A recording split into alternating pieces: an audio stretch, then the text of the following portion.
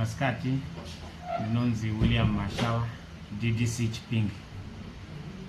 Ichisu takawirwa netsaona sub-district reChipinge dhamu bandao repabanda mafamu rakaita bust, mvura ikabuda zvine simba ikaafekta dzimba.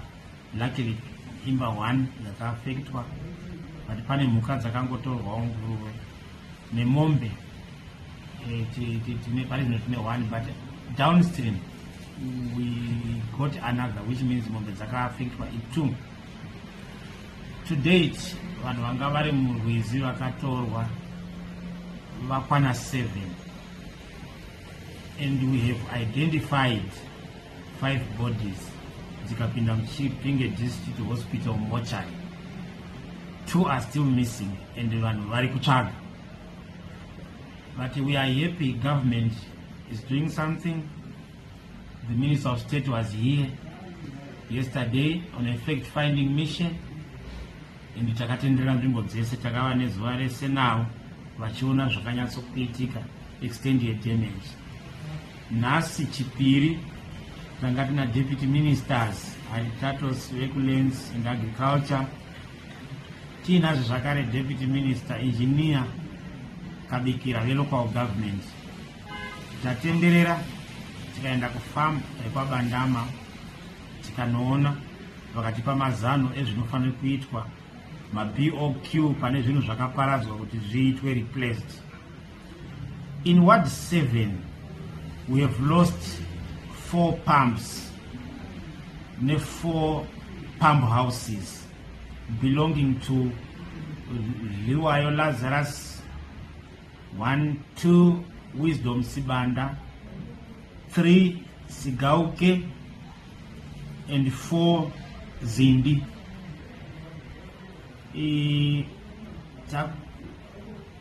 Ndizo zvatakaluza se-infrastructure.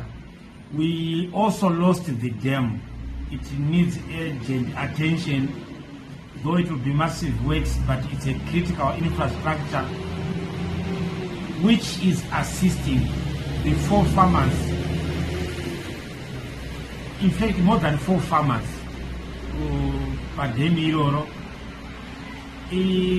Chimwe chakaparadzwa zvakare sezvanambotaura imhuka, human life yandataura kuti vanhu 7, number 1, uye tine bridge which links Chipinge town neMabeka. That's the faster bridge to Mabeka. That bridge rakaitwa washed away, and rinosenzeswa nemacompanies mahombe akawanda emuChipinge, including vana dairy board vachinotora mikaka dzavo vanosenzesa that bridge, and inofanira kuatendwa as a matter of urgency. Then there is another dam which is standing very precariously. The dam wall yarwadziwa.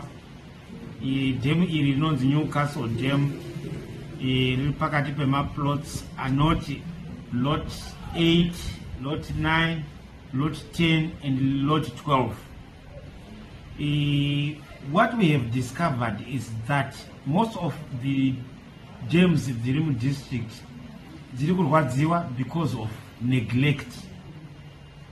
Vafarmers varungosenzesa mvura, but havaiso effort kana ka effort kadiki kuti vasakurire padhamu ipapo, kana miti yakumera yobva yatemwa zviri fast isati yakura, because kana ichikura maroots anoita penetrate the dam wall, thereby cracking it and making it susceptible to erosion or seepage yemvura. So we are calling upon farmers to quickly attend to that, of course with advice from Zinwa and advice from the Sub-Catchment Council. We are also calling upon my farmers or people residing downstream this dam, Newcastle Dam, kuti vabve vanovaka pa higher ground. We have started sending my messages even just below the dam. There is a company ye farm ye lot Lot 12 Newcastle, we have advised the farmer kuti vanhu ivavo ngavabve avavakire komboni pakakwira on higher ground so that they are not swept away. It's a big number and it will be a big loss, including also the farmers or people who are residing downstream Mwara River.